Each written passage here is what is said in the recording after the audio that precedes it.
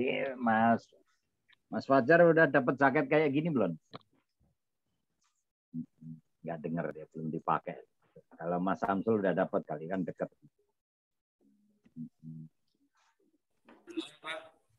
Belum. Atau ke kampus kali-kali. Saya aja mahasiswa juga dikasih tuh jaket. Saya mau, Pak. Nah, itu syaratnya harus ke kampus dulu, katanya begitu kata Soleh. Ya benar, harus datang ke kampus, nanti kita siapkan. Pak Soleh minta tolong punya aku dikirim ya. Halo. Perasaan itu kiriman dari Jogja yuk. Lawang saya aja jarang ke kampus, baru sekali. Saya belum pernah, Pak. Itu Pak Soleh itu yang suruh ngirim tuh, baguskan jaketnya tuh. Wih, mantap. Keren. Karena hari ini pertemuan terakhir, makanya saya pakai itu.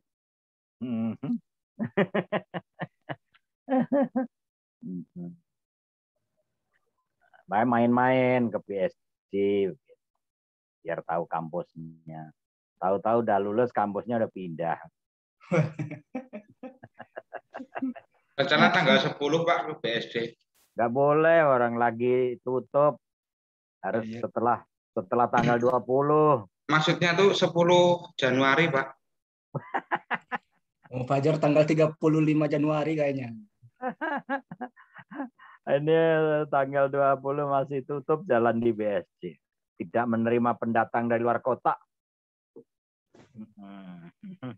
Membawa COVID, kata si Samsul. Gimana, aman? Aman semua ya? Alhamdulillah Pak, aman. Insya Allah aman terus Pak. Alhamdulillah. Yang penting itu aman, tidak kena COVID. Ya, alhamdulillah. Udah ada yang kena belum ini kelas kita nih yang ini malam grup ini?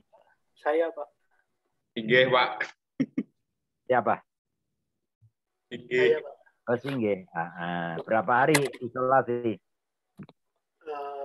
10 sampai 14 hari Pak. Tadi habis itu swab hasilnya positif Pak. Negatif atau positif? Positif Pak. Oh, berarti masih positif? Iya, gejala ringan sih Pak. Batuk sama demam tapi udah kemarin. Berarti udah berapa hari? 10? Baru tadi sih Pak kalau untuk tahu hasilnya. Itu aja. Yang penting makan banyak, kemudian minum vitamin, berjemur tuh sembuh. Iya Pak, amin. Dibikin happy, nggak boleh pusing. Berjemurnya di pantai ya Pak? Di atas genteng. Jam 11 di atas genteng, 15 menit. Nah, itu sembuh itu. Yang dirasa apa, Mas Inggih? Kalau awal itu batuk, Pak. Setelah batuk, terus malamnya demam, Pak. 2 hari demam. Terus rasanya kayak pegel-pegel, Pak, linu gitu. Saya sering tuh pegel-pegel gitu, saya makanya nggak mau di swab. Iya, masih linu. Pak, kalau semua nggak di swab, nggak ada yang positif, Pak. Lah makanya. Jadi semua nggak usah dites, biar nggak ada yang positif. Enggak, saya Pak, tiap 3 hari sekali di swab. Antigen wajib di kantor. Karena kantor saya itu ada 14 orang yang kena. Tapi ya itu tadi udah ini 10 hari. Tadi pagi kita suruh antigen semua, negatif, hasilnya negatif. Jadi nanti kalau sudah 5 hari sudah nggak kelihatan demamnya negatif. Yang penting nggak ada penyakit bawaan. Kalau ada penyakit gula, tensinya tinggi itu agak lama. Tapi kalau masih udah pernah divaksin belum, Mas Inggih? Belum sih Pak, soalnya kemarin itu baru di luar kota terus pulang baru Senin kemarin. Sebetulnya kalau divaksin lebih ringan ya, nggak begitu berat kan. Karyawan saya itu udah saya vaksin semua bulan Maret. Nah, udah 2 kali tapi ya tetap aja kena. Jadi vaksin itu bukan menolak tetapi hanya meringankan, nggak begitu parah lah sakitnya. Itu berarti ini isolasi sendiri nih, mandiri nih. Iya Pak, untuk sementara mau isolasi mandiri dulu sih Pak. Di mana? Di kamar atau di mana? Di kamar Pak, di rumah. Oh, ada keluarga? Ada Pak, tapi saya di kamar terus sih Pak. Lah nggak ada udara udah. Ada jendela Pak. Ya, Ada jendela.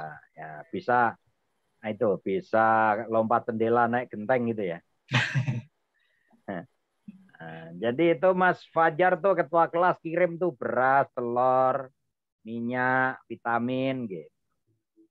Sudah saya kirim doa setiap habis sholat, Pak. Oke, kita mulai. Bismillahirrahmanirrahim. Assalamualaikum warahmatullahi wabarakatuh. Waalaikumsalam warahmatullahi wabarakatuh. Salam sejahtera untuk kita semua, rekan-rekan yang saya banggakan. Kita hari ini ngobrol-ngobrol aja, kira-kira kisi-kisi yang nanti di UAS ini yang apa namanya itu yang bisa dikerjakan oleh teman-teman. Dan sebelum mulai, marilah kita berdoa, dan kita berdoa kedua kalinya. Ya, setelah berdoa pribadi, berdoa agar Mas Singgih ya segera diberikan kesembuhan dari ujian COVID ini. Nah, oke, berdoa mulai.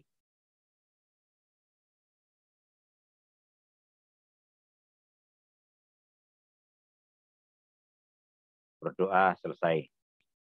Jadi makasih teman-teman semua. Jadi kita doakan semoga teman kita, sahabat kita, rekan kita, Mas Singgih yang selalu setia di depan komputer, kita doakan segera sembuh ya dari ujian COVID ini. Nggak usah panik ya COVID mah. Jadi COVID itu obatnya satu, ya, imun. Kita lawan dengan imun. Nah, itu. Karena nggak ada obatnya ya imun itu. Jadi pas kena mungkin imunnya pas drop ya. Jadi sekarang virus itu sudah di mana-mana ya. Sudah di genteng, sudah di jendela, sudah di mana-mana. Oleh sebab itu jaga diri ya. Kemudian selalu pakai masker kalau di kantor. Karena yang varian baru ini virusnya itu sudah simpangan aja ya. Jadi kalau kita papasan sama orang, ini virusnya itu sudah sudah nular ya. Oleh sebab itu Anda masih muda ya. Jaga diri masing-masing, kasih tahu ke keluarganya, jangan abaikan dengan adanya masker. Ya, jadi harus pakai masker tuh, double 2 sekarang.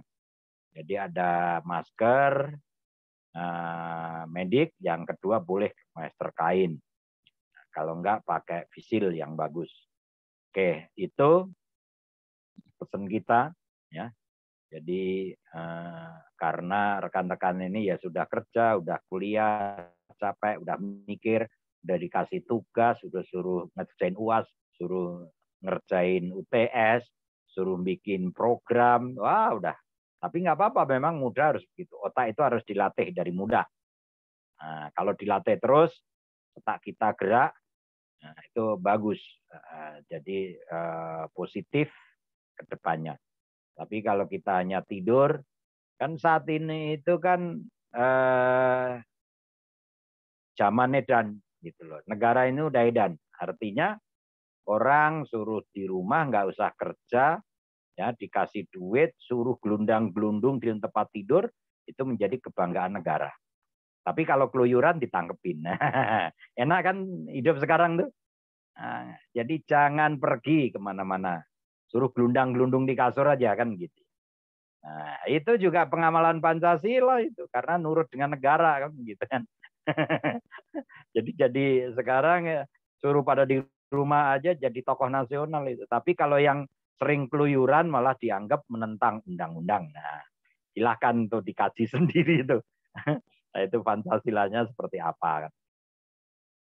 Jadi aktualisasi Pancasila. Kalau kita lihat bukunya ini, yaitu RPS-nya, ya, itu bab terakhir dari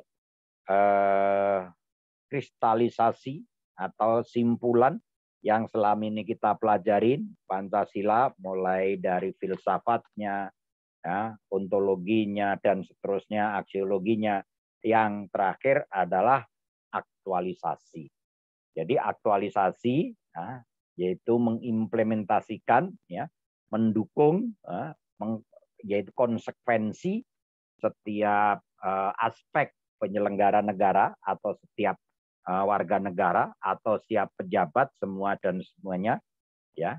Jadi harus mempunyai semua sikap dan tingkah laku bangsa Indonesia ini dalam bermasyarakat, bernegara harus berdasarkan pada nilai-nilai Pancasila. Itu dari aktualisasi. Jadi yang kita pelajarin selama sekian bulan itu bagaimana kita nanti di masyarakat dapat mengaktualisasikan, ya, mengaktualisasikan nilai-nilai Pancasila. Nah, itu intinya itu. Nah, aktualisasi ini banyak, ya. Jadi kemarin hakikat Pancasila. Jadi kalau kita perhatikan dari pelajaran-pelajaran yang lalu, hakikat Pancasila ini kan bersifat abstrak, ya, abstrak, umum, universal, kan gitu. Ya, tetap dan tidak berubah hakikatnya itu, bersifat abstrak, umum, universal, tetap dan tidak berubah. Tapi kalau kita jabarkan ke norma-norma kenegaraan maupun norma-norma moral yang harus dilaksanakan dan diaktualisasi oleh setiap warga negara Indonesia. Jadi termasuk kita itu. Nah, jadi banyak kalau kita terjemahkan dari satu persatu bagaimana mengaktualisasi. Nah, kayak tadi kita berdoa, mendoakan apa kabar Mas Singgih, itu mengaktualisasi.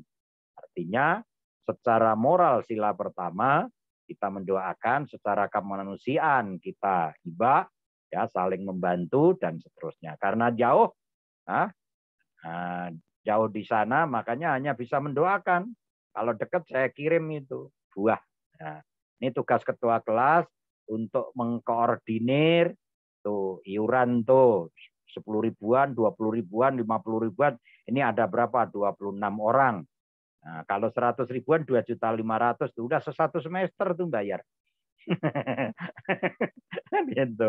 Ya nggak usah gitu-gitu amat karena Mas Singgih ini baru isolasi mandiri, maka perlu support buah. Ya, kirim apel dari Jogja kan seperti itu. Itu mengaktualisasikan. Kirim beras dari Kulon Progo. Nah, kan ini kan. Contohnya sekilo, jangan lihat kilonya. Tapi di sini panen dari orang tua 1 kilo digiling, dikirim dari Kulon Progo ke alamatnya Mas Singgih, sekilo, ya, itu memang hanya 10.000, tapi aktualisasinya itu sudah luar biasa. Nilai Pancasila, ada ibadahnya, ada persatuan, apalagi persatuan antar bangsa. Mas Singgih suku apa aslinya? Di Jawa, Pak. Oh, tinggal di mana? Di Klaten, Pak. Nah, tuh berarti nggak jauh tuh, Klaten Kulon Progo deket, pakai Gojek bisa itu kan gitu. Nah, iya, Jawa Tengah. Nah, pakai Gojek gitu. Tapi luar biasa saya apresiasi karena beliau semangat, ya, untuk melawan COVID, meningkatkan tetap kuliah. Nah, biasanya kalau yang nyerah, Pak, saya sakit, gembreges, izin kan gitu. Nah, itu yang nyerah. Tapi karena semangat yang bisa membunuh yaitu semangat itu tadi. Nah, kayak kemarin ada yang tanya siapa itu, Pak, jadi dewan itu tugas partai atau apa langsung habis, itu siapa ya kemarin? Lupa saya. Wendy. Wendy Hermansyah. Wendy Nur Hermansyah, Pak. Wendy, ya itu kan dia bagus. Bentar, Pak. Lagi izin, lagi ada yang nelpon, Pak. Oh, saya kira lagi mandi. Tadi ada yang izin, Pak, saya lagi mandi. Iya, Pak. Ya. Izin, Pak, saya lagi mandi. Emang bisa apa namanya itu bisa kelihatan mandi enggaknya di sana. Itu hebat, itu jujur itu artinya. Berarti sudah mengaktualisasikan nilai-nilai Pancasila. Nah, sedangkan Pak izin saya mau makan, mau dia lagi mandi kan nggak tahu. Itulah hebatnya. Hebatnya saat ini kejujuran tadi kan gitu. Pak saya lagi mandi, ternyata lagi makan, bisa juga kan.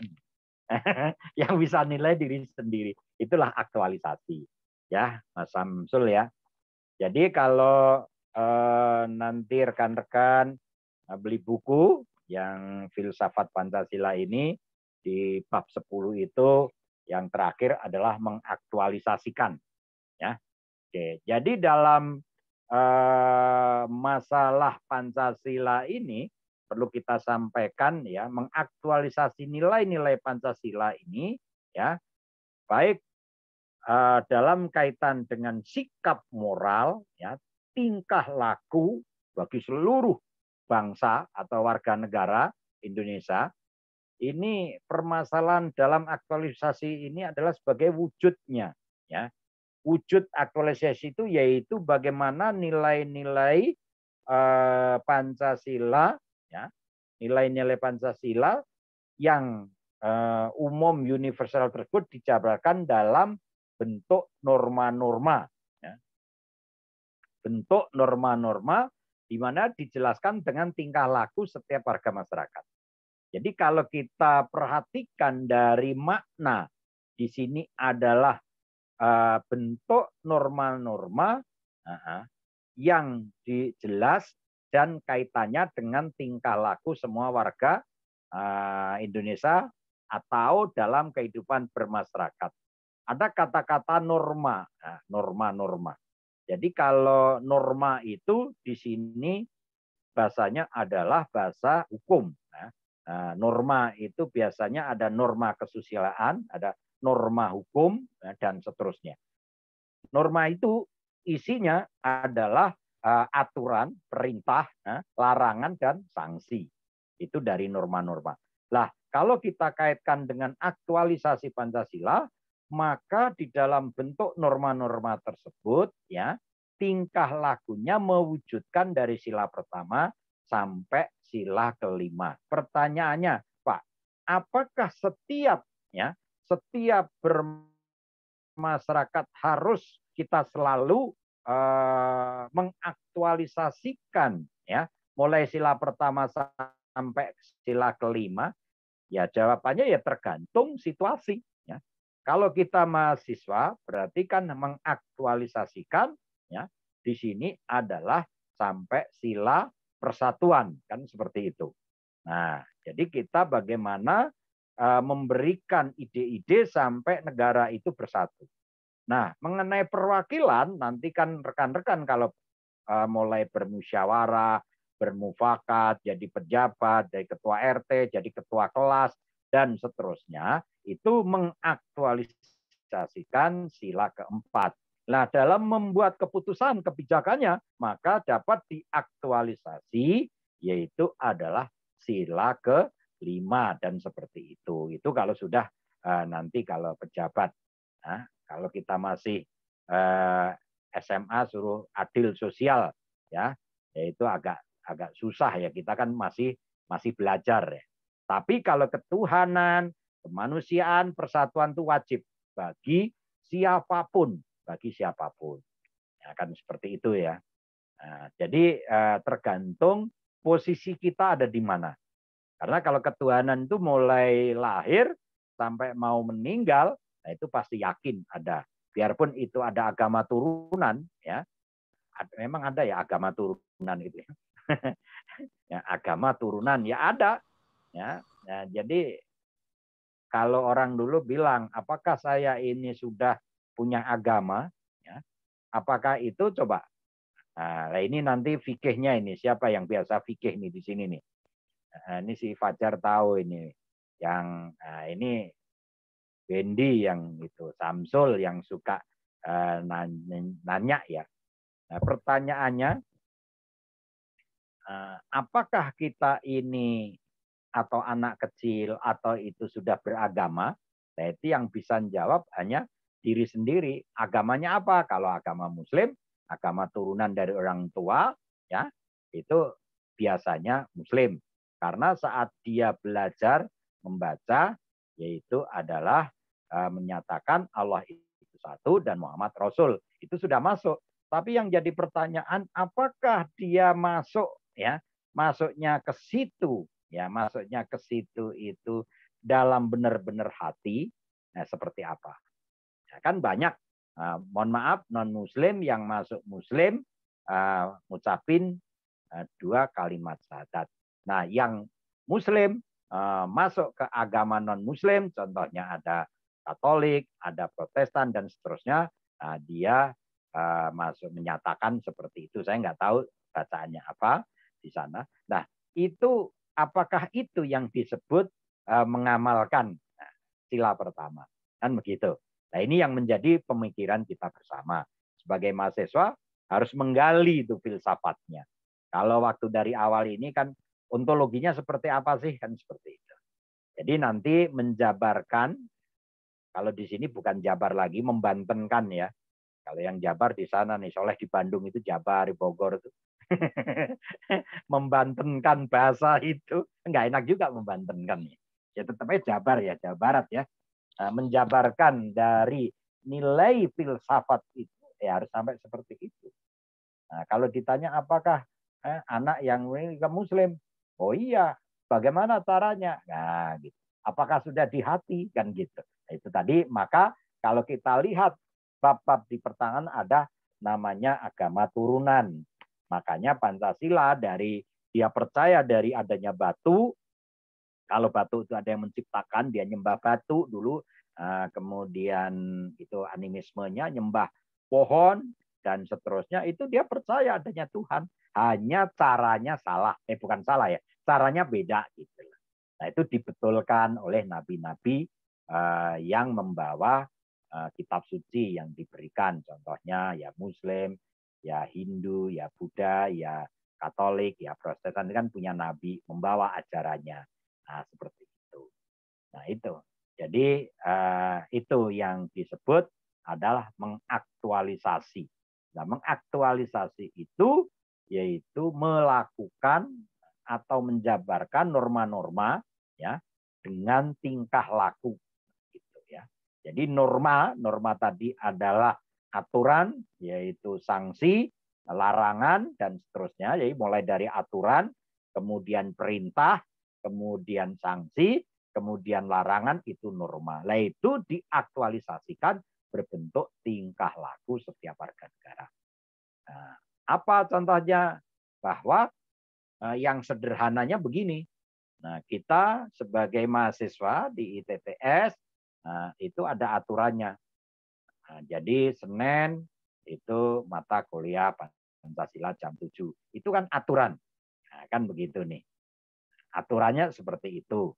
Kemudian setiap mahasiswa wajib mengikuti. Nah, itu aturannya. Kalau nggak mengikuti, berarti ada sanksi. Karena apa? Sanksinya apa? Ya absennya nggak dapat nilai. Kan begitu. Ini contoh ya. Nah, kemudian larangannya bahwa di muka kamera tidak boleh telanjang, harus pakai baju. Itu kan aturan tuh, norma itu. Nah, kan seperti itu. Nah, jangan sampai habis mandi pakai anduk lupa, nggak pakai baju. Wih, udah mulai zoomnya kan. Dan itu terjadi itu. Jadi ada mahasiswi saya yang mungkin itu di sekolah sebelah yang saya ngajar, ini mulai jam 7:30. Nah, karena dia seorang pramugari, lupa udah Zoom itu, tahu-tahu ganti baju gitu. Saya bilang, lu ngapain? Weh, baru kesadar ya dia ganti baju. Nah, itu lupa, kalau dia lupa, tapi asik juga gitu. Udah mulai malam jadi asik juga kalau ada si Kantul. Loh, Fajar ketawa itu. Juga Pak ceritanya. Rezeki, Pak. Ceritanya asik juga. Samsul. Loh, ini tuh bukan ngarang, itu beneran. Jadi Asik. jadi ya kalau saya kan hanya melihat dari sini, tapi ya di grup itu udah pada ribut, saya dengerin aja. Jadinya setengah jam hanya membicarakan yang lupa tadi kan gitu. Kan asik tuh, udah pramugari, cakep bagi cowok ya. Kemudian ganti baju lupa kalau kameranya udah aktif kan gitu. Untuk nggak di shot kan begitu kan. Ya kalau sepintas-pintas tapi ya itu kan pelajarannya bukan Pancasila jadi ya sah-sah saja. Kan itu kilaf apa lupa ya. Jadi kalau bahasanya kulpa, lupa nggak apa-apa kan, lupa itu boleh. Kalau lupa itu nggak kena hukuman. Makanya di dalam hukum itu kalau ditanya oleh jaksa, oleh hakim, saudara kenapa itu bisa belok kiri naik motor? Saya lupa Pak, lampu merahnya mati ya pasti ada keringanan namanya lupa. Tapi benar-benar lupa. Lupa dibuat-buat sama lupa beneran itu beda, fish-nya beda. Jadi ada namanya pelajaran hukum itu membaca wajah. Dulu saya juga dapat pelajaran juga dua SKS itu ilmu santet ada itu di itu. Jadi bagaimana mempelajarin apa namanya karakter kalau orang itu tapi dosennya udah meninggal itu Profesor Dr. Niti Baskara dari Banten juga. Itu ngasih itu cara-cara apa filsafatnya ilmu santet, bukunya ada nih. Nanti bisa saya pinjemin ya. Dia membuat disertasi di Belanda, dia kuliah katanya di Belanda. Makalahnya tentang ilmu santet. Ya nggak tahu kalau percaya enggak, kalau yang muda-muda ini nggak percaya. Yang ada ilmu santet nggak tahu, saya juga nggak tahu. Mungkin dari Pancasila tadi nggak tahu sila keberapa ya nggak dong. Yang bisa jawab Samsul itu.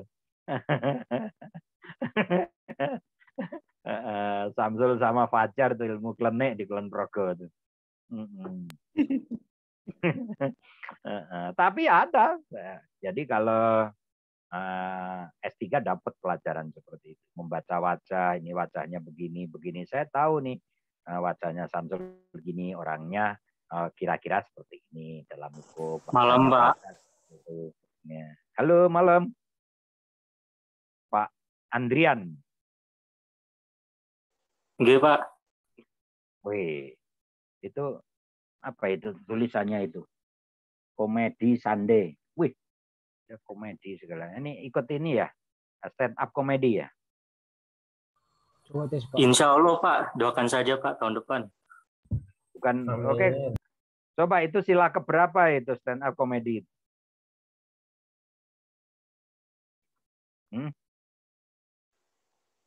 Nggak tahu, Pak. Iya, harus tahu itu. Itu sila ketiga itu. Sila ketiga apa? Sila ketiga ya? Persatuan Indonesia bukan, Pak?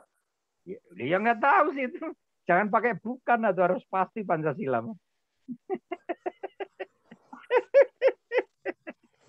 Ampun, Pancasila udah mau lulus, sila aja belum hafal ini. Sila ketiga apa? Oh iya Pak. Kalau nggak salah kerakyatan yang dipimpin oleh hikmat dalam kebijaksanaan permusyawaratan dalam perwakilan. Ya sudahlah. Oke, si Nurul kasih nilai berapa itu sila ketiga kerakyatan ini? Lagi stand up dia, Pak. Stand up benar. Fadli itu diketawain ya. Jangan ketawa, itu benar itu. Jadi tadi apa kerakyatan ya? Nggih, Pak. Kerakyatan itu berarti setelahnya sila ketiga. Oke, sekarang pertanyaan saya. Nah, ini kameranya nggak ada. Ya, benar, Pak. Apa? Bener apa? Bener apanya loh? Halo tes. Mana ini orangnya ngilang kemana nih? Andrian.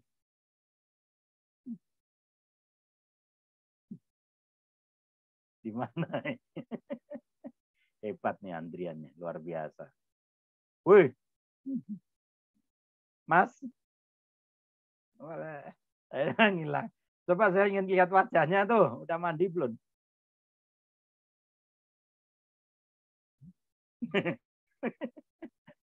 Liga Persatuan Indonesia, Pak. Ya, saya tanya Andrian wajahnya di mana dia. Mau saya baca nih face-nya seperti apa gitu. Di Bekasi ya Andrian ya.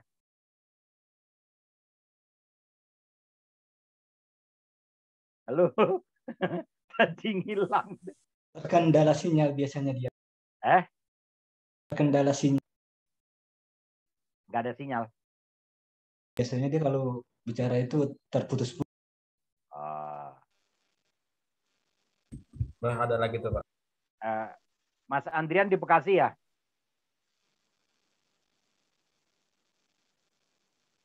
Halo. Mister. Halo. Oke, jadi coba itu tadi kan dia stand up comedy itu.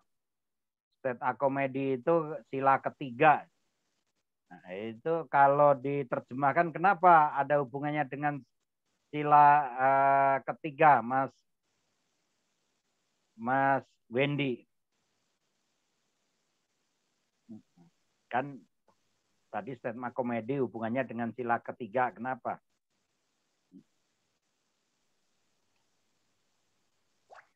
Menghibur, Pak. Iya, menghibur. Kenapa jadi persatuan? Karena dari komedi itu bisa mempersatukan dari Sabang sampai Merauke untuk bertarung di satu kompetisi, Pak, stand up comedy. Ya, bener itu. Jadi dari coba satu ruangan stand up comedy ya, satu kata ya, bahwa sila ketiga itu kerakyatan yang dipimpin kan ketawa semua kan ya. Itu mempersatukan itu. Ya, nggak peduli itu suku apa, nggak peduli dari mana, nggak peduli itu kecil, nggak peduli itu dari jabatan apa, ya, itu mempersatukan ketawa. Akhirnya dia guyup, ya, tidak ada masalah, ya, tidak ada tidak ada pertentangan dan seterusnya. Itu apa Ridwan, kompornya gas, apa kompor gas itu?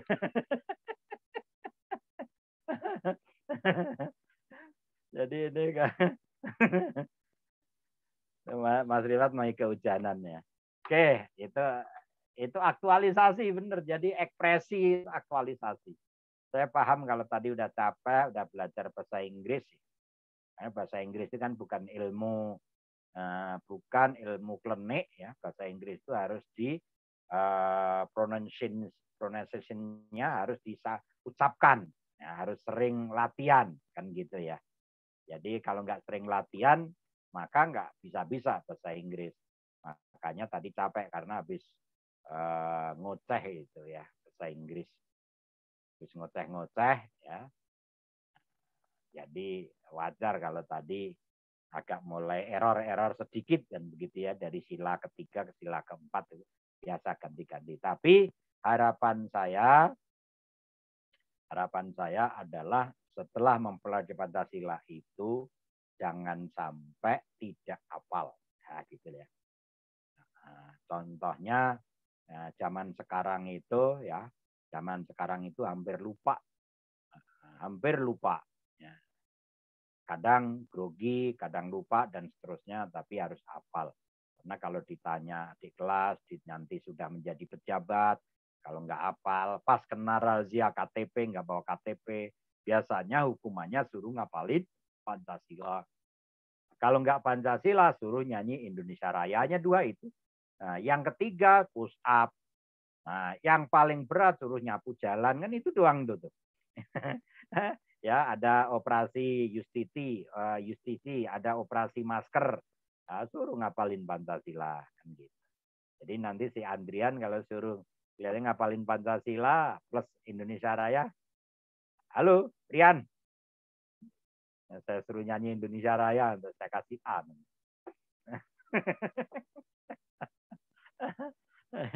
Ya, saya apalagi itu kalau pembukaan undang-undang itu nanti Nggak apal, wajib apal ya Andrian ya. Nah tuh, benar kan di Bekasi itu mesti. Sinyalnya nggak ada.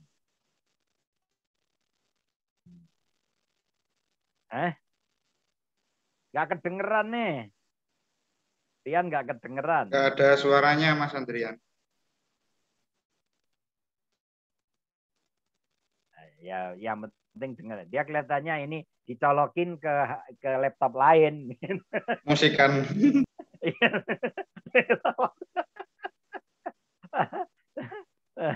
Jadi laptopnya nggak bisa keluar deh. Kalau enggak itu handsetnya nyolokinya ke laptop lain. Memang benar ini komedi cocok ya. Oke. Ganteng orangnya tuh. Nurul ganteng tuh Andrian tuh.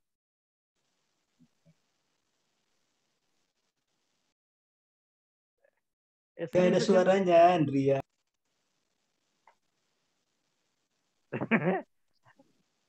Ora ono. Ya wes nanti aja.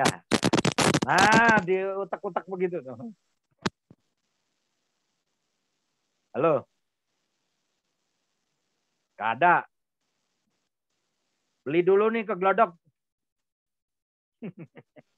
beli handset ke Glodok dulu.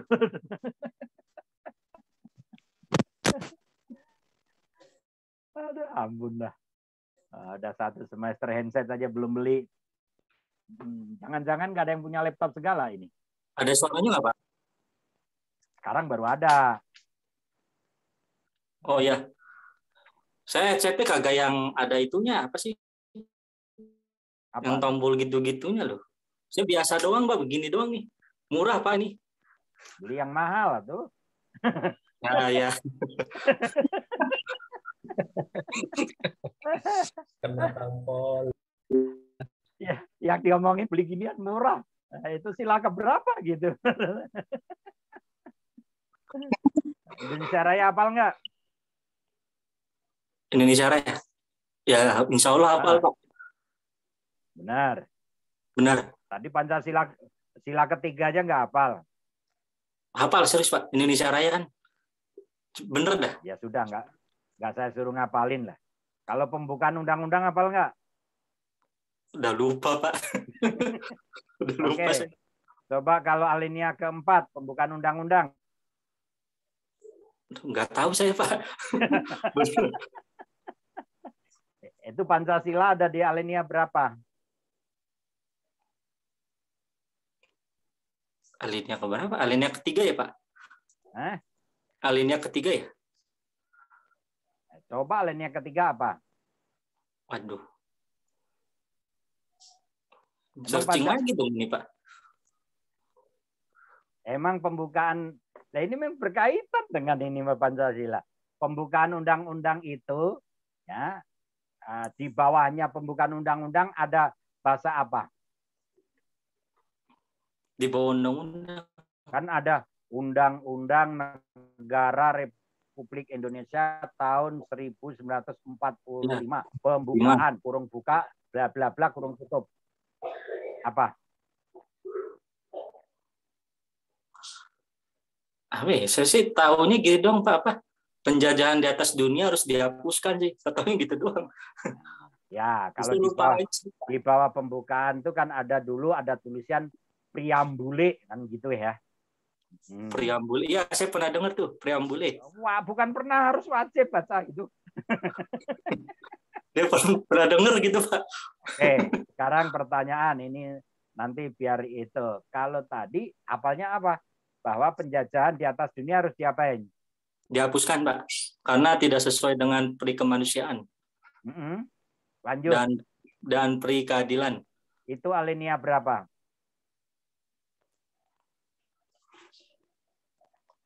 Alinea ke berapa ya, Pak ya? Saya juga lupa, Pak itu. Oke, itu pembukaan yang pertama deh tuh. Tadi kan Kalau itu yang pertama deh tuh. Undang-Undang Dasar 1945 yang pertama deh. Kalau nggak salah itu yang pertama. Yang pertama. Oke, berarti yang pertama itu tadi kan penjajahan di atas dunia harus dihapuskan karena tidak sesuai dengan peri kemanusiaan dan peri keadilan. Nah, sebelumnya maka itu ada tulisan ada apa? Kata-kata apa? bahwa kemerdekaan itu ialah hak segala bangsa ya. bahwa sesungguhnya kemerdekaan ialah hak segala bangsa. Dan oleh sebab itu maka kan begitu. Ya, dan oleh sebab itu maka penjajahan di dunia harus segera dihapuskan karena tak sesuai dengan peri kemanusiaan dan peri keadilan. Oke, kalau Pancasila sendiri itu ada di alinea keberapa? Alinea. Ini Pancasila nih, ada di alinea berapa? Tuh, ini Pancasila. Di alinea keberapa ya? Saya udah sering itu setiap pelajaran saya kasih alinea keberapa. Alinea keberapa masyarakat?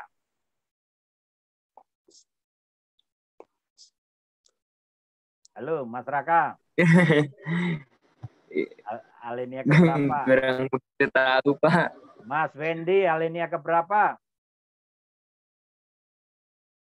Alinea keempat, Pak. Oke, alinea keempat ya, Mas Andrian ya. Oke, alinea keempat awalnya apa, Mas Andrian?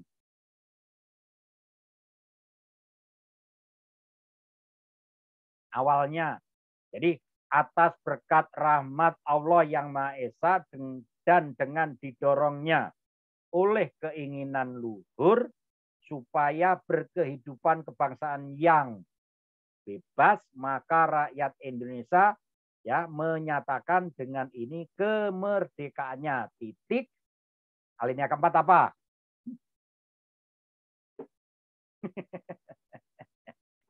Tadi udah bener tuh alinea keempatnya di Mas Bendi, alinea keempat. Nah, depannya apa alinea keempat?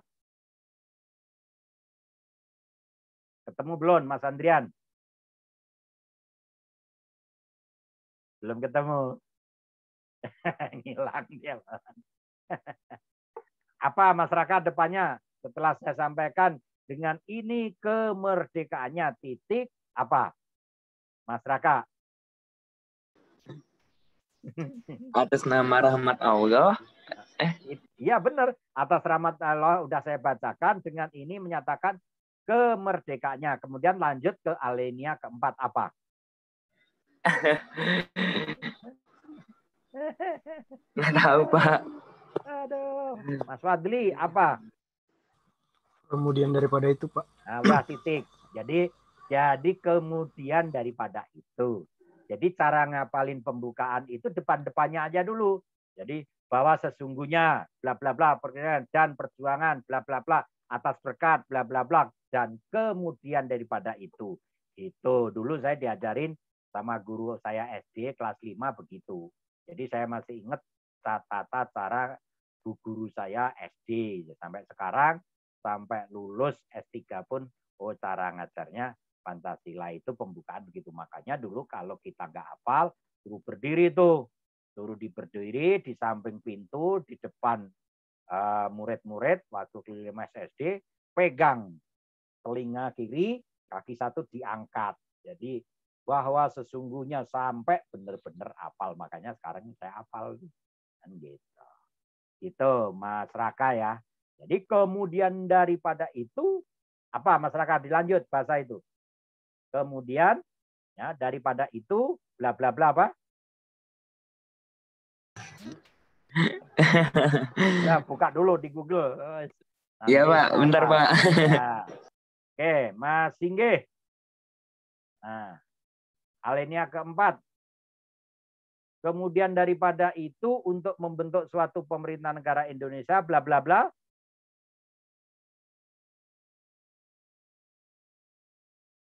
Nah, rapal. Oke, ya. Saya lanjut. Yang melindungi segenap bangsa, bla bla bla bla, mencerdaskan kehidupan bangsa, bla bla bla, perdamaian dunia, bla bla, maka disusunlah kemerdekaan kebangsaan Indonesia dalam suatu bla bla bla, ya kan ya, yang berbentuk yang berbentuk bla bla bla dengan susunan negara bla bla bla yang berdasarkan apa, Mas Ridwan? Berdasarkan apa? kemerdekaannya. Salah. Kepada ketuhanan yang Maha Esa, Pak. Ya, Dasar kepada Tuhan yang Maha Esa. berdasarkan ketuhanan yang Yang Maha Esa. Maka ketemu Pancasila di sini, gitu rohnya. Jadi Pancasila itu di dalam Undang-Undang 12 2011 tentang pembentukan peraturan perundang-undangan. Jadi kalau kita membentuk undang-undang, kenapa hierarki tertinggi itu Undang-Undang Dasar kok nggak Pancasila? Ya, kenapa Mas Fajar? Bisa diulangin, Pak? Kenapa di dalam Undang-Undang 12 2011 tentang pembentukan peraturan perundang-undangan itu pasal 7, hierarki tertinggi itu Undang-Undang Dasar 1945. Hierarki terendah itu Perda. Nah, kenapa hierarki tertinggi kok Undang-Undang Dasar 45 kok bukan Pancasila? Sering menyatakan bahwa Pancasila sebagai ideologi, sebagai dasar negara. Kenapa?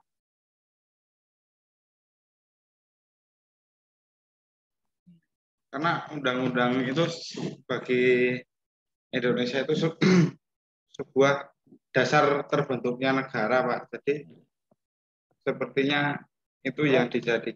Udah, nggak usah panjang-panjang. Kurang pas. Ayo, kenapa? Nurul.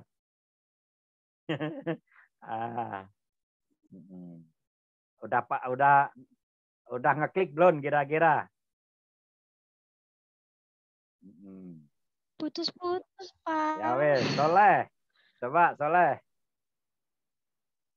Kenapa? Kenapa? Ya, karena di dalam Undang-Undang Dasar itu terdiri dari adanya Pancasila, Pak. Ya, karena di Pancasila itu sudah ada di sini yang tadi. Ya, maka suatu susunan negara Republik Indonesia yang berkedaulatan rakyat dengan berdasar kepada Pancasila, yaitu ketuhanan yang Maha Esa, kemanusiaan gitu. Ya, hanya saya bolak-balik doang sebetulnya. Jadi kalau ada pertanyaan gitu, oh ini sudah ada. Artinya, ya kenapa orang selalu bilang Undang-Undang Dasar 1945? Karena apa? Pancasila itu sudah ada di dalam pembukaan. Pertanyaan saya, bisakah pembukaan Undang-Undang Dasar ini diubah oleh MPR di amandemen? Bisa, Pak. Siapa yang jawab mau? Pak Soleh. Oke. Fajar, Pak. Sembarangan yuk Fajar yuk. Jelasin Jar. Kalau bisa Jar, ayo. Silakan Pak Soleh. Oke, silakan. Fajar yuk. Oke, menurut Fajar bisa. Menurut Mas Riwan? Tidak bisa, Pak. Tidak Karena bisa. pembukaan undang-undang. Oke, menurut Mas Fadli? Bisa, Pak. Bisa. Menurut Mbak Nurul? Bisa, Pak. Kalau dianggap udah nggak sesuai lagi sama kebutuhan masyarakat. Thank you. Jadi pertanyaannya, bisakah pembukaan undang-undang ini dirubah atau diamandemen oleh MPR? Bisa, Pak. Itu menurut Fajar. Menurut Nurul? Bisa. Bisa. Menurut si siapa tadi ya? Bisa. Yang oke. Andrian? Iya, Pak. Bisa nggak? Ya kalau saya sering nonton berita sih waktu itu ada tuh revisi undang-undang ya, Pak. Pertanyaan, itu dirubah bukan kalau revisi gitu. Pertanyaan Bisa ya, kalau saya bisa ya? bukan undang-undang, pembukaan undang-undang dasar. Oh, sepertinya nggak bisa kayaknya Pak itu. Nggak bisa. Ya. Nah, menurut Raka?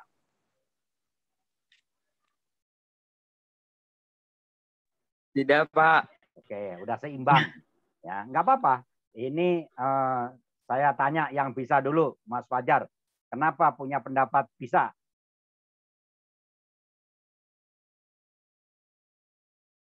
Tidak bisa, Pak. Ya udah biarin saya mau tanya. Yang tidak bisa nanti saya tanya.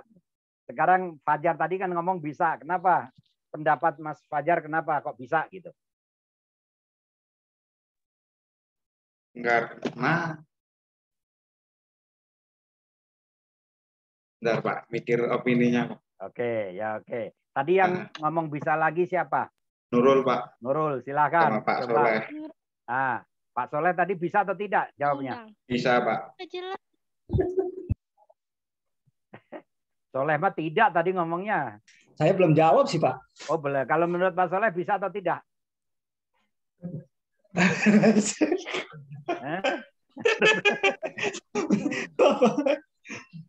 Kalau menurut saya, Jar bisa apa enggak, Jar? Itu harus bisa pilihan itu sebagai mahasiswa yang kelas tinggi loh ini. Bisa, Pak. Oke, siapa yang ngomong tadi bisa? Jawabannya apa? Bisa, asal persetujuan 3/4 anggota MPR. Tidak, karena undang-undang pembukaan dasar mengandung. Ada suaranya, Mas. Mas Raka tadi mulai. Tidak bisa, Pak. Oke, alasannya? Karena pembukaan undang-undang dasar itu tujuan dasar membangun kesatuan negara, Pak. Oke. Mas Wendy, alasannya apa? Bisa, Pak. Asal sepersetujuan dari 3/4 anggota MPR. Oke. Mas Ridwan, tadi ngomong tidak bisa, alasannya? Karena pondasi dari undang-undang keseluruhan, Pak. Oke. Mas Fajar, setuju nggak dengan pendapat Mas Ridwan? Tadi pondasi apa, Mas Ridwan? Bisa diulangin? Dari keseluruhan undang-undang.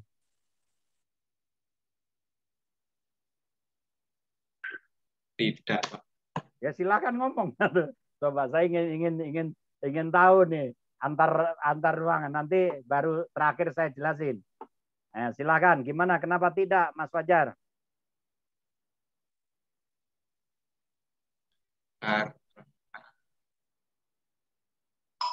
Pondasi bangsa Indonesia itu Pancasila. Kan pondasi undang-undang, bukan pondasi negara. Pondasi undang-undang itu bukannya rakyat sendiri ya? Coba tanyakan rakyat-rakyat ini loh. Ini kan rakyat semua. Karena kan undang-undang terbentuk karena perjuangan pahlawan-pahlawan kita sebelumnya. Suara Nurul kedengeran nggak, Pak? Kedengeran. Ya. Kalau menurutnya Nurul bisa, tapi nggak boleh ngubah dasar sama tujuannya. Itu namanya nggak bisa, kan pertanyaannya bukan UUD. Pertanyaannya kan pembukaan. Kalau dari internet kan tidak dapat diubah karena mengandung. Karena apa, Mas Rita? Bagian pembukaan Undang-Undang 1945 tidak dapat diubah karena mengandung dasar dan tujuan didirinya Negara Kesatuan Republik Indonesia. Perubahan atas bagian pembukaan undang-undang sama artinya dengan menghancurkan Negara Kesatuan Republik Indonesia. Itu pelajaran SMA, PPKN. Pas PKN dulu SMA, izin sakit. Aduh, ampun dah. Jadi gini ya, saya jelasin biar ini satu paham ya. Jadi kalau bapak-bapak rekan-rekan nanti jadi DPR RI, jadi presiden, jadi menteri, jadi anggota MPR, silahkan merubah undang-undang dasar, tetapi pasal-pasalnya itu boleh. Tapi kalau pembukaan itu tidak boleh, karena disebut preambule pembukaan itu sebagai dasar negara. Ya, halo, ya, halo. Yang bilang boleh jangan diteruskan sampai Senayan ya. Cukup di ruangan ini aja. Kan ya, gitu. Kalau pasal 1, ketuk palu, Pak. Ketok palu dan jadi gitu ya. Wendy ini calon anggota dewan, itu jangan diteruskan, nggak usah diperdebatkan. Amin, Jadi amin. khusus pembukaan Undang-Undang Dasar tidak boleh dirubah. Karena kalau sudah dirubah tatanan hancur, negara udah lebur, kan begitu. Ya, karena itu dasar sekali. Ya, dasar sekali. Oke, paham ya? Fondasi. Ya, pondasi sebagai dasar negara. Kalau Mas bahwa dasar kok bukan Pancasila, kan Pancasila ada di pembukaan, kan begitu. Pancasila ada di maka di situ disebut ini, ya. Disebut, coba kita telaah baik-baik di situ. Maka disusunlah kemerdekaan kebangsaan Indonesia. Ada kata-kata maka disusunlah kemerdekaan kebangsaan ya, Indonesia itu dalam suatu undang-undang dasar Indonesia ya, yang berbentuk dalam suatu susunan ya, susunan negara Republik Indonesia itu. Ada kata-kata republik lagi itu. Oh, itu kalau kita robah udah bubar itu. Republiknya bisa hilang gitu. Ya, tuh, yang berkedaulatan rakyat ya. Udah berkedaulatan rakyat bersatu tuh. Rakyat udah sepakat ya. Berkedaulatan rakyat dengan berdasar Pancasila tadi. Jadi pembukaan ini tidak boleh, ini berdarah-darah ya. Nah, memang hanya 4 alinea, tapi ini kalau diterjemahkan ya inilah kehidupan kita selama 76 tahun tuh, ini rohnya ada di sini. Bahwa sesungguhnya kemerdekaan itu ialah hak segala bangsa. Maka Indonesia adalah berjuang untuk memerdekakan seluruh negara-negara yang masih dijajah, contohnya Palestina dan seterusnya. Berjuang tidak boleh berhenti. Bahwa sesungguhnya kemerdekaan itu hak segala bangsa, dan oleh sebab itu maka penjajahan di atas dunia harus dihapuskan tadi kan seperti itu. Nah, dan perjuangan kita telah sampailah kepada saat yang berbahagia dengan selamat sentosa mengantarkan rakyat Indonesia ke pintu gerbang ya. Kemerdekaan yang merdeka, bersatu, berdaulat, adil dan makmur ya kan. Harus bersatu nih, berdaulat, nggak boleh berpecah-pecah lagi. Jadi biarpun beda pendapat harus berdaulat lagi. Makanya atas berkat Allah mengakui kalau kemerdekaan itu adalah atas berkat Allah, hadiah dari Allah, bukan hadiah ya. Jadi Allah memberikan rahmatnya gitu. Nah, atas berkat rahmat Allah yang Maha Esa dan dengan didorongnya oleh keinginan luhur supaya kehidupan bangsa yang bebas ya, maka rakyat Indonesia dengan ini merdeka kan gitu. Intinya begitu. Jadi jangan sekali-kali mengusulkan atau punya tulisan pembukaan diubah. Ini sudah paten. Tapi kalau hanya contoh di situ akan diubah sebagai contoh, Bapak mengubah pasal 4 kan gitu. Ya. Pasal 4 boleh, mau dirubah. Contohnya pasal 4 apa? Bunyinya Nurul, Undang-Undang Dasar. Kira-kira hafal enggak? Belum. Pasal 4 belum hafal. Oke. Si Andrian tadi kemana Andrian? Mas Fadli pasal 4 Undang-Undang Dasar apa kira-kira? Ya, apa tadi?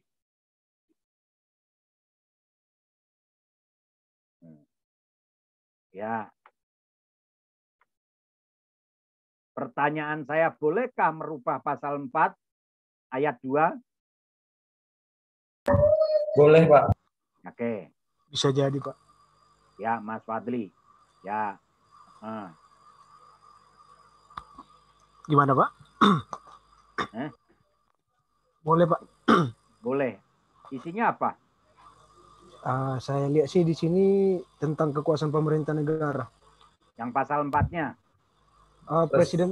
Presiden Republik Indonesia memegang kekuasaan pemerintahan menurut Undang-Undang Dasar. Yang kedua, dalam melakukan kewajibannya Presiden dibantu oleh 1 orang wakil Presiden. Berarti kalau boleh mau ditambahin 2 gitu wakilnya? Kondisional, Pak, tergantung. Ya. Bagus tuh. Gitu, usul pokoknya ke DPR sana. Seperti wakil rektor, Pak, ada 3 misalnya. Iya. Jadi kalau wakil presiden 2 keren ya. Boleh juga itu usul itu. Kenapa bisa sepakat kalau seandainya wakil presiden bisa 2 orang itu? Filosofisnya apa itu?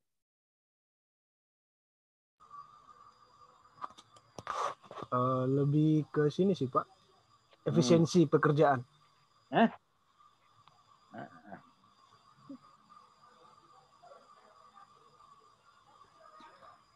Lebih ke efisiensi pekerjaan, Pak. Ada lagi?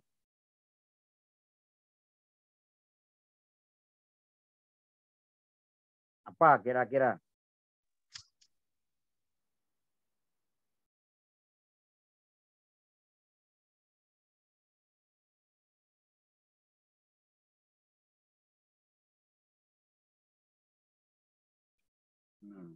Kenapa?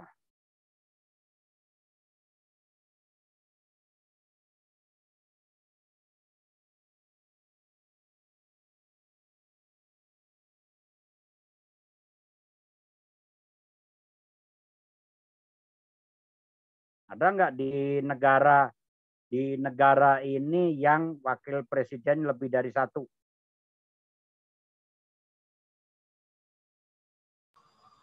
Nggak ada sih, Pak. Lebih ke arah Perdana Menteri. Nah, berarti kalau Perdana Menteri kan nanti kerajaan atau apa? Iya, Pak, kerajaan kalau Perdana Menteri. Ya. Tapi kita nanti udah nggak boleh lagi. Udah beda lagi kan gitu ya. Artinya nggak apa-apa, pemikiran itu kan kita harus dilatih. Jadi pendapat ini, ini debatnya begini. Berarti kan filosofisnya kalau wakil presidennya 2, ya nanti jadi apa ya kurang pas aja. Nah, yang satu ngurusin apa dan seterusnya. Ini kan presiden itu kan beda sama rektor sama dengan ketua-ketua lain. Artinya di sini sebagai kepala memegang kekuasaan pemerintahan ya, dan sebagai kepala negara dan kepala pemerintahan. Itu hebatnya Indonesia gitu. Presiden itu menjabat 2, sebagai kepala negara dan sebagai kepala pemerintahan. Ya. Saya jadi ingat video yang viral, Pak. Jadi ingat video yang viral, ada anak-anak nanya ke Pak Presiden Soeharto pada zamannya itu. Nah, kenapa presiden cuma ada 1 kan? Oh iya. Oh itu mah dari sana, dari Makassar itu ya. Iya, Pak, kalau nggak salah. Kalau nggak salah ya, ada di TV, ada di Google. Iya, sekarang udah gede orangnya, udah dewasa kan gitu. Nah ini tadi juga setelah itu juga ini kan gara-gara alinea keempat. Gitu. Oke, kita lanjut. Jadi mau nanya dulu, Pak, boleh, Pak? Oh, boleh. Mau nanya tentang presiden. Kalau misalnya presiden sama wakil presidennya diberhentikan barengan, siapa yang menjalankan pemerintahan saat itu? Oke. Jadi kalau seandainya presiden dua-duanya meninggal kan begitu kan ya. Nah, dua-duanya meninggal ya panglima. Kan gitu. Jadi di situ MPR langsung ya rapat untuk sementara panglima tertinggi itu langsung mengambil kendali kan seperti itu. Kemudian di waktu singkat ada kata-kata hal ikhwal, ini keadaan darurat. Maka MPR ya langsung bersidang ya, kemudian mengangkat presiden, dipilih oleh situ kan gitu. Tapi kalau aturannya makanya ada panglima, ada tertinggi itu angkatan perangnya. Kenapa nggak ketua dewan? Kenapa nggak ketua MPR dan seterusnya? Ya memang tugasnya seperti itu. Bisa diakuisisi dong, Pak? Enggak kan hanya sebentar. Kan negara kita sudah tunduk pada undang-undang ini. Oh, siap. Jadi itu kalau mengakuisisi dulu sebetulnya waktu zaman Orde Baru, setelah Pak Harto lengser ya, Pak Harto lengser jebret itu kan Panglima bisa ngambil alih, tapi nggak seperti itu. Karena bangsa ini kan perjuangannya luar biasa oleh rakyat sampai berdarah-darah ya. Kalau seperti negara mana ya yang dikuasain tentara itu Vietnam ya. Vietnam atau Kamboja tuh? Myanmar, Pak. Myanmar. Itu kan kudeta, akhirnya kan jadi kacau balau tuh. Rakyat dimanapun ditangkepin dan seterusnya karena dia punya senjata. Makanya di Indonesia tentara ini menjaga negara, bukan untuk kuasa. Kalau kuasa habis seperti sipil-sipil. Ya kita lihat sejarah dari zaman Orde Baru bahwa tentara sebagai alat, ya partai politik sebagai alat, pegawai negeri sebagai alat kekuasaan, sehingga ada seperti diskriminasi, makanya adalah reformasi kan seperti itu. Nah, maka kata-kata reformasi itu kan ingin yang lebih baik, ya, ingin bangsa ini lebih baik dan seterusnya. Nah, jadi seperti itu. Itu sudah ada aturannya di situ. Oke, itu tapi yang perlu diingat tadi ya, kalau seandainya ada presiden itu syarat-syaratnya dan seterusnya itu bisa dirubah seperti presiden diusulkan oleh partai politik dan PT-nya 20% pendapatan kursi dan seterusnya itu bisa. Pertanyaannya ini yang mendasar, mungkin nanti di lapangan atau di masyarakat rekan-rekan ditanya ya.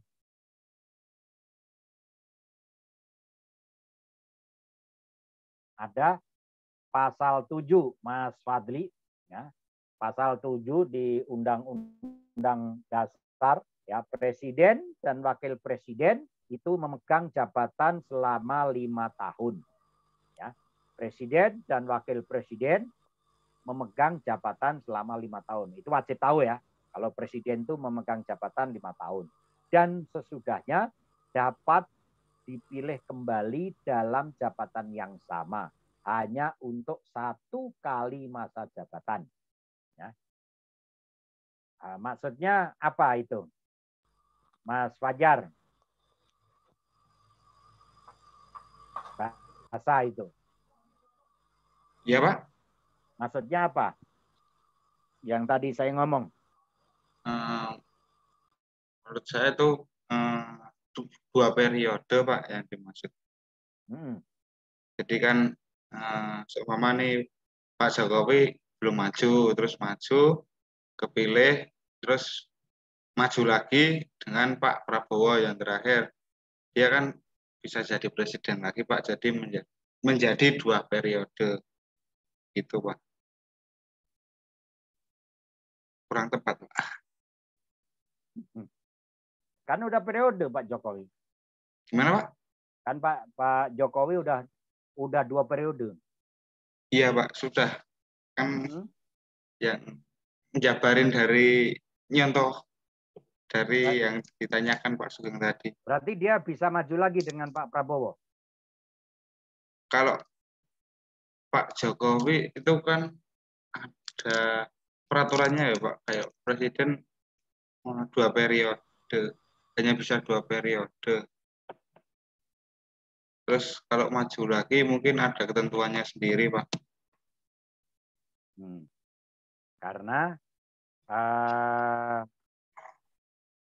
Karena begini, kenapa ini saya tanyakan? Ini termasuk yaitu mata kuliah Pancasila dan Kewarganegaraan. Nah, jadi ini termasuk tuh. Mas Fadli bisa menjelaskan. Gimana Pak? Apa yang mau di Presiden dan wakil presiden itu kalau kita perhatikan ya, presiden dan wakil presiden memegang jabatan selama 5 tahun dan sesudahnya dapat dipilih kembali dalam jabatan yang sama. Itu pasal 7-nya ya. Hanya untuk 1 kali masa jabatan.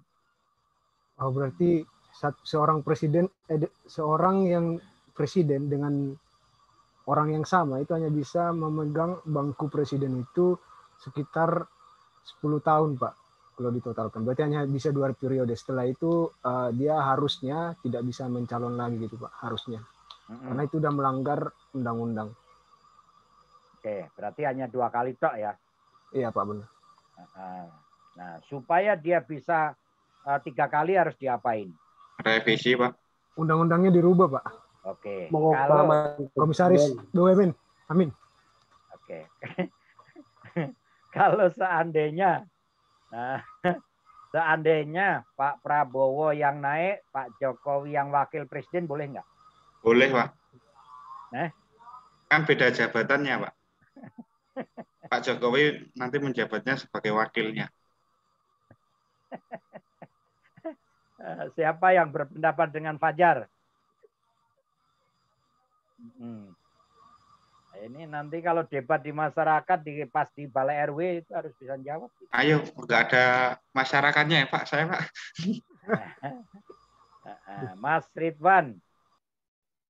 Mungkin tepatnya jadi penasihat, Pak. Pertanyaan saya, bisakah Pak Jokowi jadi wakilnya Pak Prabowo? Nggak bisa, Pak. Nggak bisa. Oke. Soleh.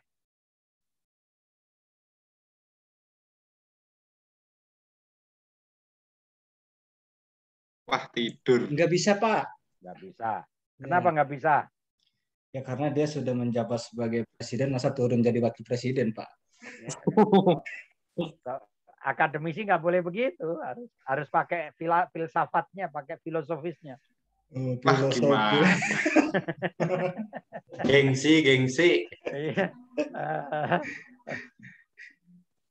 Jadi akademisi itu kita menjawabnya harus pakai pakai filsafatnya gitu loh, ilmu filsafatnya. Halo, emang nggak ada suaranya? Ada, Pak. Oh, itu si dari Raka tidak ada suaranya, Pak. Berarti punya dia itu yang ini. Nggak ada, Pak, suaranya, Pak. Nggak ada suaranya. Suaranya Raka nggak ada, suara Bapak ada, Pak. Oh. Siapa yang Mas Fadli kenapa? Pak Jokowi nggak bisa jadi wakilnya Prabowo. Seharusnya sih nggak bisa sih, Pak, karena itu tetap aja kayak melanggar undang-undang gitu, Pak. Kecuali memang mau diatur, Pak. Maksudnya kecuali memang ada niat tertentu dia pengen menguasai lebih dari itu, mungkin itu harus kita curigai, Pak, karena udah melanggar undang-undang. Saya balik, kalau Pak SBY ini kan 2 kali jadi presiden. Setelah berhenti 10 tahun bisa nggak mencalonkan kembali? Sama aja, Pak, dia nggak bisa, Pak. Makanya kemarin dia mendorong anaknya kan, Pak, untuk naik, karena dia nggak bisa lagi gitu. Oke. Menurut Wendy? Siapa? Gimana menurut Mas Wendy nih? Tidak bisa, Pak. Kenapa? Karena di persyaratannya juga itu tidak boleh 2 kali. Gimana itu persyaratan? Ini harus akademisi ya jawabnya. Ayo, di mana? Karena sudah ditentukan, Pak, sama undang-undang. Ya, undang-undang apa? Undang-undang bahwa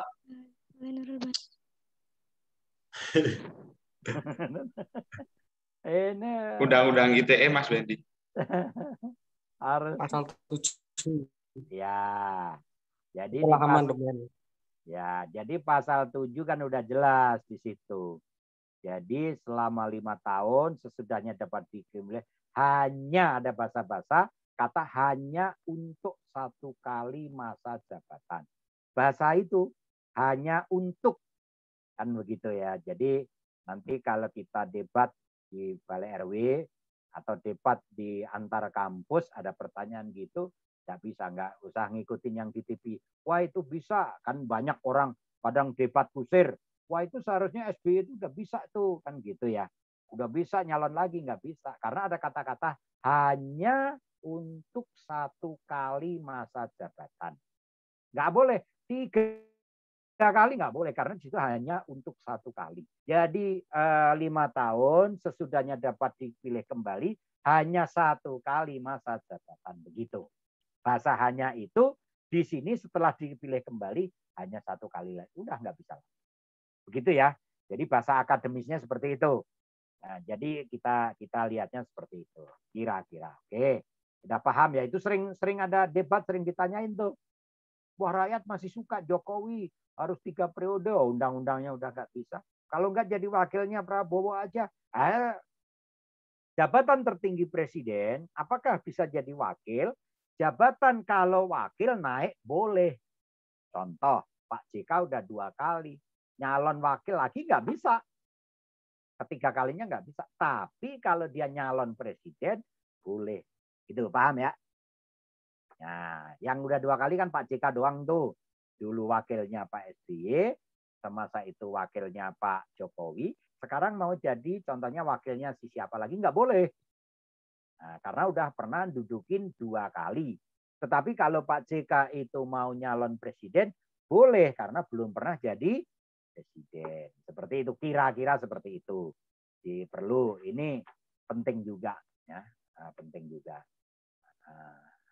Oke, jadi kalau kita perhatikan di dalam aktualisasi di sini, ya, aktualisasi Pancasila ini didorong ya dengan apa maksudnya, dengan dorongan lahir dan batin. Jadi bahwa perjuangan kemerdekaan itu dijiwai oleh hasrat ya, sedalam-dalamnya. Jadi kalau kita lihat di aktualisasi tadi adalah kemerdekaan ya, itu yaitu dijiwai, ada kata-kata dijiwai dari hati ya, oleh hasrat sedalam-dalamnya yang mendirikan negara, yang mendirikan negara ini berdasarkan Pancasila. Ya. Jadi Pancasila ini sebagai landasan ideal ya dalam perjuangan melawan penjajah. Bahwa dalam penjelasan penyelenggaraan kehidupan ya negara Indonesia ini pada hakikatnya berdasarkan atas suatu hukum dasar negara yang terkandung ya suasana kebatinan ya dan cita-cita hukum. Tadi sudah ada di pembukaan Pancasila. Nah, semua itu yaitu dari mulai memelihara budi pekerti, ya, kemanusiaan yang di dalam hati yang luhur, ya, untuk merealisasikan suasana dan cita-cita hukumnya. Nah, kalau kita perhatikan, ya, jadi bagi setiap warga negara, ya, bagi setiap warga negara itu seluruh Indonesia itu, ya, seharusnya mendasarkan pada rasa karsa, ya, karya atas nilai Pancasila. Ada kata-kata rasa, karsa, dan karya dari hati dan ucapan dari tingkah laku perbuatan, yaitu karyanya, ya, itu menjiwai nilai-nilai Pancasila. Jadi aktualisasi Pancasila itu ada aktualisasi Pancasila subjektif, ya subjektif, ya. Jadi artinya di sini subjektif yang kemarin pernah saya tanyakan itu setiap individu, ya. Jadi yang dimaksud dengan aktualisasi Pancasila yang subjektif adalah pelaksanaan dalam pribadi orang per orang, perseorangan. Jadi setiap warga negara, setiap individu, setiap penduduk, ya, setiap pengusaha, ya, penguasa dan setiap orang Indonesia wajib hukumnya mengaktualisasi ya Pancasila subjektif. Itu kira-kira ya. Oke, nah terkait dengan hal tersebut ya, telah diketahui bahwa segala sesuatu itu memiliki 3 macam hakikat. Nah, ini di bukunya itu ada 3 macam hakikat. Nah, yang pertama hakikat abstrak, ya, yaitu terdiri atas unsur-unsur ya yang bersama-sama menjadi hal yang atau di sini menyebabkan sesuatu yang sama jenis menjadi berbeda bangsa dengan jenis lain. Misalnya jenis manusia, hewan, tumbuhan, dan seterusnya. Ini prakteknya kayak begini, apa namanya di dalam bukunya kayak begitu tuh. Ini hakikat-hakikatnya itu. Kemudian ada hakikat pribadi, ya, yaitu memiliki ciri-ciri khusus yang tetap melekat pada sesuatu sehingga membedakan suatu dengan yang lainnya. Yang berikutnya adalah hakikat konkret. Hakikat segala sesuatu dalam menyatakan konkret. Nah, ini gabungan antara hakikat abstrak dan hakikat pribadi. Nah, oleh karena itu, bagi bangsa Indonesia, pengertian kepribadian Indonesia ini memiliki tingkatan. Nah, di situ ada yang pertama, yaitu adalah kepribadian yang berupa sifat-sifat. Sifat-sifat hakikat kemanusiaan, ya. Kemudian ada kepribadian yang mendukung sifat-sifat kemanusiaan. Yang ketiga yaitu kepribadian kemanusiaan, kepribadian Indonesia dalam realisasi konkretnya. Jadi kalau kita perhatikan dari hal-hal tersebut berdasarkan pada kodrat manusia, ya. Jadi sudah dijelaskan di atas di situ. Maka dapat dipahami bahwa ketaatan adalah merupakan syarat mutlak untuk berlangsungnya negara. Tuh. Jadi di buku dijelaskan seperti itu. Jadi ketaatan, ya, ketaatan setiap manusia sebagai warga negara dijelaskan di atas, ya, merupakan syarat mutlak untuk berlangsungnya negara. Oleh karena itu perlu adanya suatu jaminan hukum. Tuh. Jadi negara membuat jaminan hukum, membuat hukum-hukum, membuat undang-undang untuk melindungi rakyatnya. Yang pertama ada ketaatan hukum. Ya. Terdapat dalam pasal 27 ayat 1 Undang-Undang Dasar 1945 yang berbunyi segala, ya, di sini berbunyi begini nih. Ya.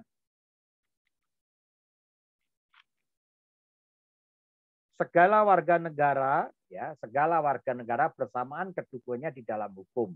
Tuh. Ya. Segala warga negara bersamaan kedudukannya dalam hukum dan pemerintahan dan wajib menjunjung hukum dan pemerintahan itu dengan tidak ada kecualiannya. Hal ini berdasarkan pada prinsip keadilan legal,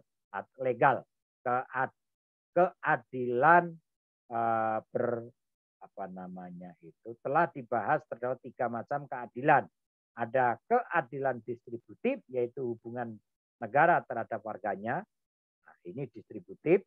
Keadilan legal, yaitu keadilan bertaat, yaitu hubungan warga negara terhadap negaranya. Hubungan warga negara terhadap negaranya. Keadilan kumulatif, yaitu hubungan antara sesama warga negara. Oke, nah, jadi ada 3 keadilan, ada 3 di situ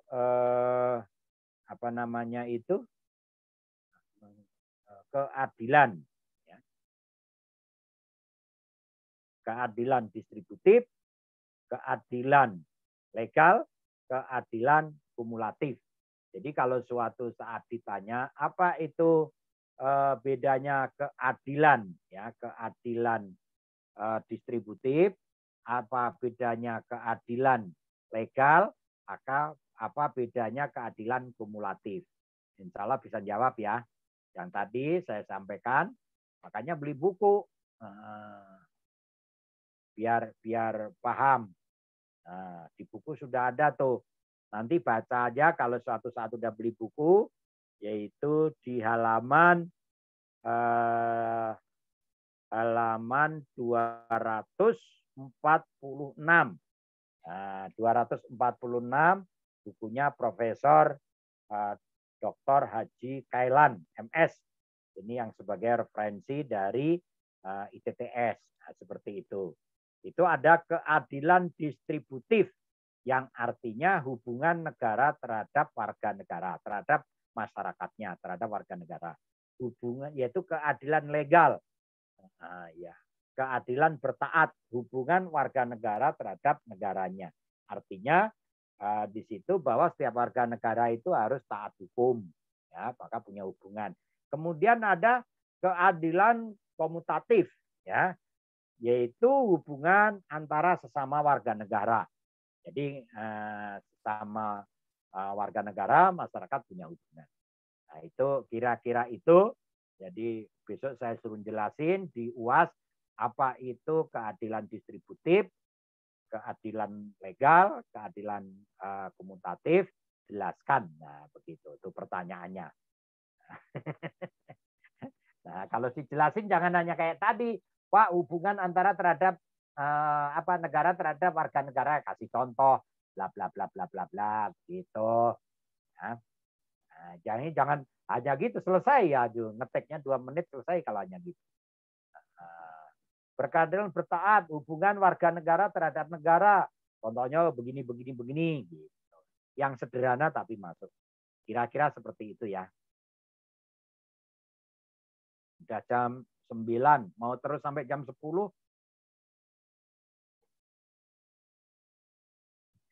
Kasihan pada ngantuk. Nanti kita WA aja pakai apa namanya itu. Saya lama nggak baca ini nih Telegram. Aduh, lagi agak sibuk banget jadi nggak tahu perkembangan. Karena ngurusin COVID ini agak riuh. Kita doakan aja semoga COVID ini segera hilang. Amin, amin. Amin. Kira-kira itu ya yang bisa saya sampaikan.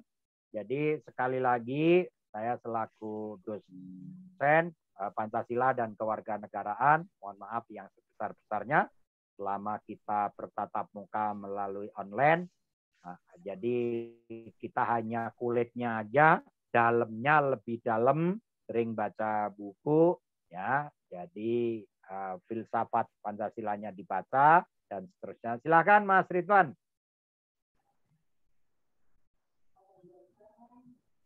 Enggak, Pak. Oh, saya kira, kan begini itu bertanya, saya kira gitu. Yang tadi itu loh Mas Ridwan ditanyain. Ngangkat tangannya itu bertanya. Kalau di WA kan kalau di ini apa Zoom ya. Zoom kalau angkat tangan artinya bertanya kan gitu. Passion. Ya passionnya begini. Karena kalau saya ngasih narasumber biasanya begini Pak, gini ya. Mohon maaf, saya agak gaptek dikit karena rekan-rekan ini yang sudah ahli IT. Hanya pesan saya jadilah penggiat IT yang bermoral, hanya itu aja pesan saya.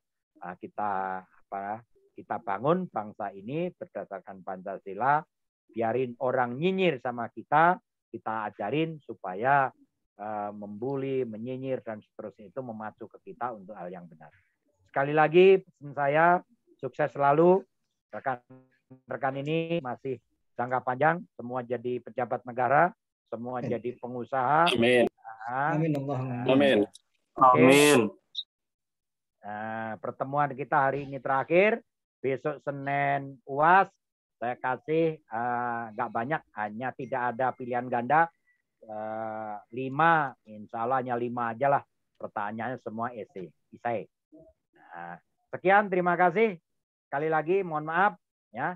Selamat malam, selamat beraktivitas. Sukses selalu ya. Terima kasih banyak Pak. Terima kasih Pak. Untuk selamat. Sehat-sehat terus Pak. Semoga Pak. Aman, keluarga sehat. Amin. Saya doakan jadi anggota dewan semua lah. Amin Pak. Masyarakatnya nggak ada Pak kalau saya komisaris saja Pak. Komisaris saja Pak. Ini hanya berapa? 1, 2, 3, 4, 5 hanya 20. Yang satu Dewan Kulon Progro, yang satu Bekasi, yang satu Klaten. Tuh, ini baru nongol nih Mas Joni Wahyudi ini. Dewan DKI ini. Dari tadi Pak, saya nyimak. Tadi tak WA centang 1 kok. Dosa lo Jar. Oke. Dosa. Yang ada di sini tenang, pasti nilainya bagus-bagus lah. Amin. Amin. Amin. Amin. Masa Pancasila mau dikasih C kan nggak mungkin. Ntar gak lolos DPR. Nah, makanya saya bantu nilainya bagus. Yang penting janji, jadilah orang yang baik, jadilah pejabat yang baik, jadilah di sini nanti kalau pengusaha yang baik berdasarkan Pancasila. Oke? Terima kasih. Ya, sekali lagi mohon maaf jika ada kesalahan. Assalamualaikum warahmatullahi wabarakatuh. Waalaikumsalam warahmatullahi wabarakatuh. Terima kasih, Pak. Ya. Itu ada yang mau pengen jadi ini. Ada yang pengen jadi lulus PNS itu. Reza mau lulus apa? Dan jadi diam aja kok. Oke, saya doain semua pokoknya sukses selalu ya. Amin. Oke, saya izin.